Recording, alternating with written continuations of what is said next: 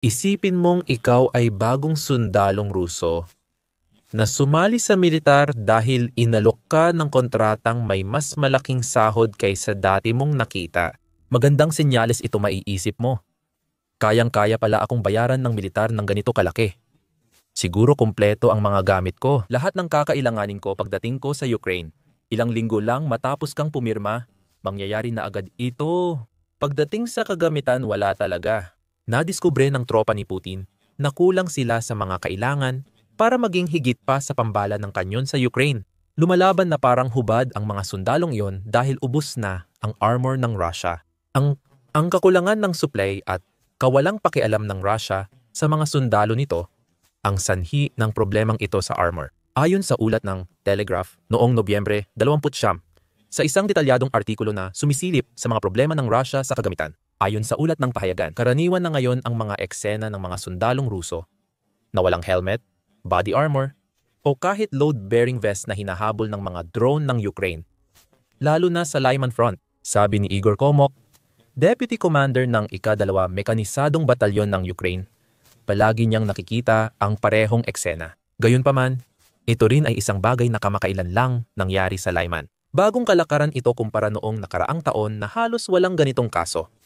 Ayon kay Kamok sa Telegraph, pinipilit silang lumaban ng walang balute, pero kailangan nila itong gawin. Nakakagulat ito dahil hindi sinusuportahan ng Rusya ang kanilang mga sundalo at dahil dati ay mataas sa listahan ng prioridad ni Putin ang Lyman. Ang lungsod sa Donbas ay kabilang sa unang malalaking nasakop noong simula ng di umano'y espesyal na operasyong militar ni Putin.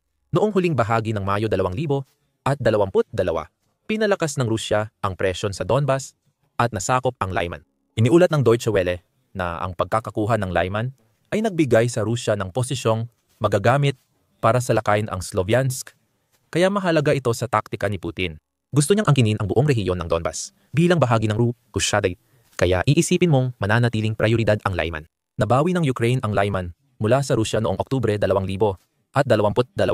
Ayon sa Guardian, inamin ng Rusya ang pag-atras ng kanilang mga sundalo sa gitna ng mga larawan ng tropang Ukrainian na pumapasok at nagtataas ng watawat.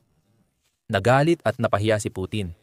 At hindi pa rin nababawi ng Rusya ang Lyman. Malakas ang depensa ng Ukraine sa lungsod, kaya sinusubukan ng mga puwersa ng Rusya na iwasan na lang ang Lyman kaysa lumaban para mabawi ito. Ayon sa UNS, malamang nabigo ang tangkang iyon na iwasan ang lungsod. Dahil sa pagkadismaya sa hindi pagbawi ng lungsod na dating hawak ng Rusya, nagpapadala si Putin ng sundalong walang armor sa Lyman. Balik tayo sa mga tropang walang armor ng Rusya doon. Hindi lang salita ng Ukrainian commander ang basehan. May mga video ring patunay na totoo ang sinasabi ni Kamok. Ibinahagi sa social media, kabilang ang X, ang 74 segundong video na nagpapakita ng ilang insidente ng Ukrainian drones. Natuklasan ang mga sundalong Ruso na wala namang sapat na kagamitan para isagawa ang mga uri ng pag-atake na ipinapagawa sa kanila ni Putin. Madalas nagtatago ang mga sundalo hanggang mapansin nilang may drone ng Ukranya. Saka sila tumatakbo. Doon mo makikita kung gaano kabigo ang Russia sa kanila. Ang mga sundalo ay naka-combat fatigues lang. Kaya parang hubad na rin sila kapag sinalubong ang bala o kamikaze drone. Hindi rin makakatulong ang fatigues para mapigilan ang alinman doon. At paulit-ulit na sinasamantala ng mga puwersa ng Ukraine sa Lyman ang katotohanan iyon. Maraming video ang di pwedeng ipakita sa YouTube dahil nakakabahala. Ipinapakita nitong walang kagamitan at tsansang mabuhay ang mga Ruso. Kasama rin ang hindi maiiwasang resulta kapag naharap ang parehong sundalo sa mga drone ng Ukraine. Iniulat ng The Telegraph na nagbahagi ang ika-66 na brigade ng Ukraine ng mga litrato ng 6 na sundalong Ruso na napatay na walang armor. Kasama ang mga video clip. Totoo ang mga numero. Ginawang target ng mga kulang sa gamit na sundalong Ruso ang Lyman. Ayon kay Komok, sa huling 20 grupo ng mga Ruso na umatake sa Lyman, 4 lang ang may suot na helmet. Ibig sabihin, hindi lang ito isang insidente. Ibig sabihin, isa lang sa 5 sundalong Ruso sa Lyman ang may tamang proteksyon. Kung iisipin na ilang beses nang inatake ang lungsod nitong huling Nobyembre, iisa lang ang ibig sabihin nito. Umaasa ang Rusya sa dami ng tao at pambala ng kanyon, hindi sa totoong taktika ng labanan.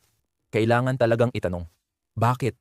Malinaw na mahalaga kay Putin ang Lyman dahil gusto niyang sakupin ang buong Donbas, kaya't sentro ito ng interes ng Rusya. Dating nasakop ang lungsod pero napalaya rin, ngayon lingguhang inaataake ng Rusya ang Lyman.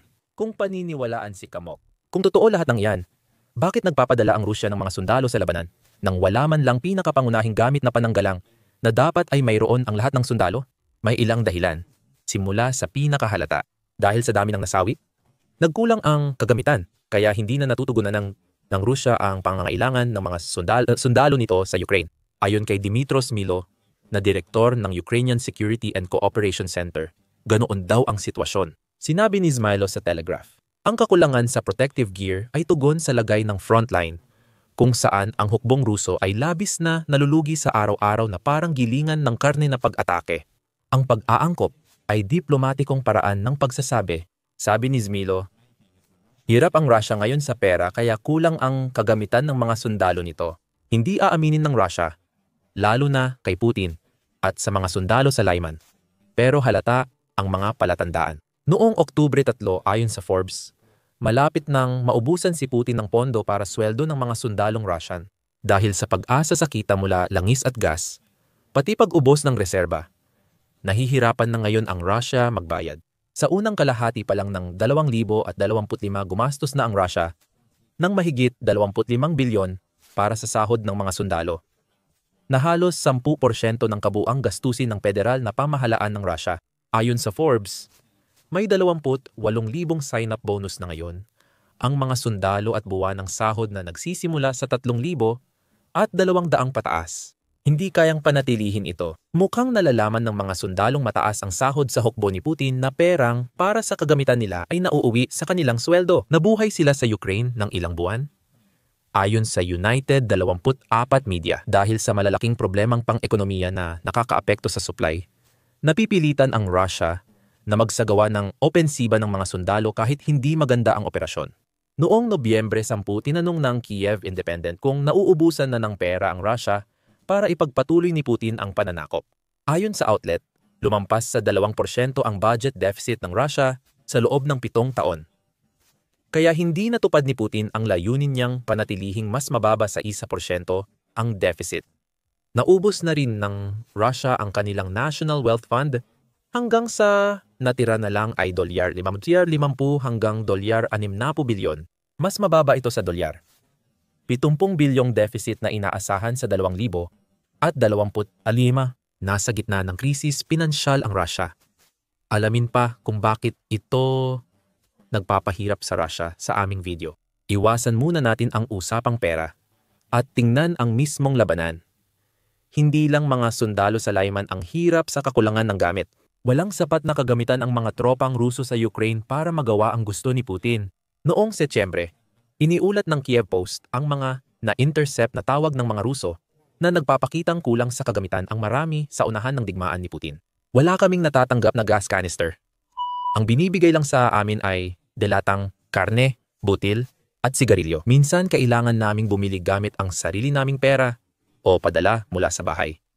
Napipilitan ang mga Ruso mag-crowdfund para sa sariling kagamitan. Kapag may supply, namamatay ang mga sundalong kulang sa gamit sa mga lakad na dapat sanay magdadala ng supply. Na itanong at nasagot na ang tanong, di ba? Sumusugod ang puwersa ng Rusya sa Lyman kahit walang pangunahing kagamitan dahil hindi ito kayang ibigay ng Rusya. Bahagi lang yan ng sagot, pero di pa rin nito nasasaklaw lahat. Matagal na ring balita ang problema ng Rusya sa kagamitan. Bagong balita ang sa Lyman. Pero dati nang may ulat na ipinapadala ang mga sundalong Ruso sa labanan kahit kulang sa gamit mula nang simulan ni Putin ang pananakop. Noong Mayo 2022, iniulat ng Moscow Times na may mga sundalong Ruso na kulang sa gamit kaya napipilitang bumili ng sariling uniforme sa labanan. Ang mga jacket at pantalon ay tila mga luho na hindi na ibigay ng Russia kahit noong una nitong sinakop ang Lyman. Noong Oktubre 2022 dito rin nawala sa Russia ang Lyman. Iniulat ng The Guardian tungkol sa mga bagong conscript ng Russia na nagrereklamo na wala silang natatanggap mula sa kanilang hukbo. Wala silang ibinigay na kahit anong kagamitan sa amin. Walang-wala ang hukbo. Lahat ng gamit ay binili namin gamit sariling pera. Ayon kay Vladimir, 23 anyos na conscript. Kailangan ko pinturahan ang baril para matakpan ng kalawang. Bangungot ito. Baka kami pa bumili ng sariling granada. Kasi ni helmet di kami binibigyan. 3 taon matapos ang mga komento ni Vladimir. Malamang tama na ang sinabi niya tungkol sa mga granada. Sa halos parehong panahon ng paglalathala ng artikulo ng The Guardian, nagsulat din ang Fortune tungkol sa mga sundalo ng Russia na namumuhay sa maruruming kondisyon habang kinakaharap ang kakulangan sa pagkain at gamot. Ang punto rito ay matagal nang umiiral ang mga problema sa kagamitan para sa Russia simula pa noong pagsisimula ng pananakop. Kaya, bagamat totoo na ang bumabagsak na kalagayang pang-ekonomiya ng Russia ang pangunahing dahilan kung bakit ipinapadala ni Putin ang kanyang mga sundalo sa matitinding pag-atake sa Lyman nang walang helmet o body armor. May iba pang nangyayari rito. Isang bagay na naging malinaw mula nang simulan ni Putin ang kanyang pananakop at nauuwi ito sa kung paano tinitingnan ng presidente ng Russia ang daan-daang libong sundalong ipinapadala niya sa Ukraine. Hindi lang dahil di kayang bilhin ng Russia ang armor para sa mga sundalo nito. Kahit kaya ng Russia, madalas hindi ito ginagawa dahil hindi iniisip ni Putin ang kalagayan ng mga sundalo. Ipinakita ni Putin na isa siyang walang pusong tao sa buong panahon ng kanyang panunungkulan bilang presidente ng Russia. Isa sa unang malaking hamon niya bilang presidente ay ang trahedya ng Kursk submarine noong Agosto 2000 nang lumubog ito sa Barents Sea. Lahat ng 118 na tripulante ng Kursk ay namatay sa trahedyang iyon. Lumitaw ang pagiging walang puso ni Putin. Ayon sa Sky History, tumanggi si Putin sa lahat ng alok na tulong mula sa ibang bansa.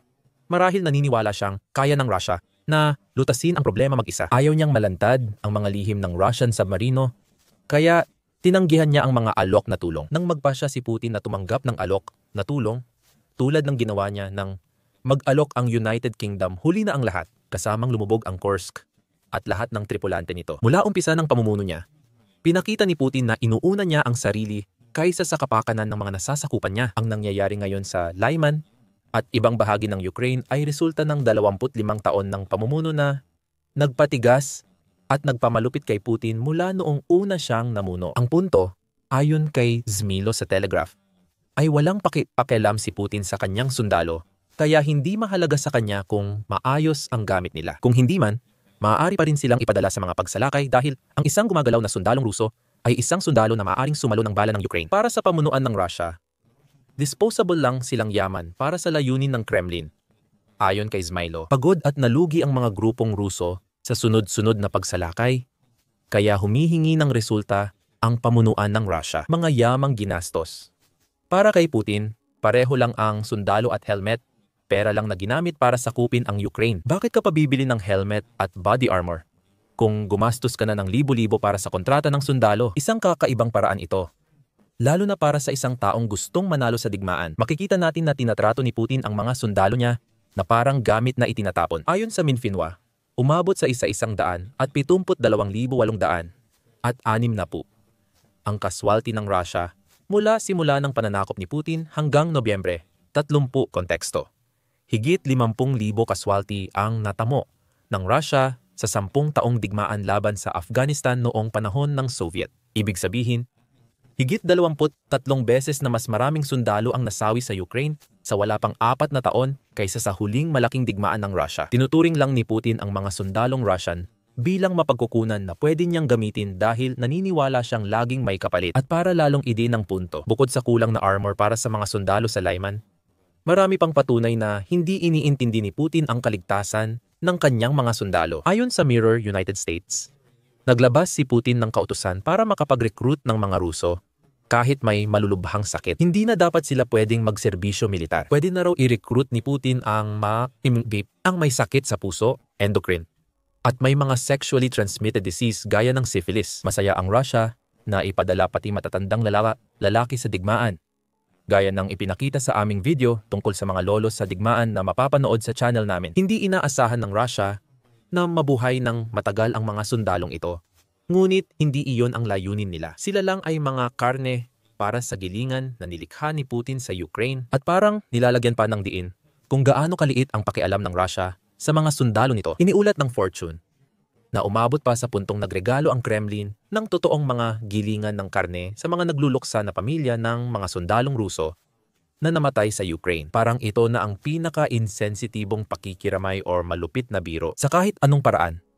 Isa na naman itong patunay na ang mga sundalo sa Lyman ay hindi naman talaga walang proteksyon. Dahil walang magamit ang Russia, wala talagang pakialam si Putin kung may kagamitan ang mga sundalo niya o wala. Di mo kailangan ng helmet para tumanggap ng isa pang bala mula sa mga Ukrainian. Gayunpaman, Maaaring may isa pang salik na nakakaapekto sa nangyayari sa Lyman Front. Ipinapakita nito kung paano ang kawalang malasakit ni Putin sa mga sundalo ay nauwi sa matinding kalupitan sa frontline. Hindi lang mga tropa at sibilyan ng Ukraine ang nakaranas ng kalupitang iyon. Madalas na pinapansin ng mga commander ng Russia ang maliliit na pagkakamali ng kanilang sundalo.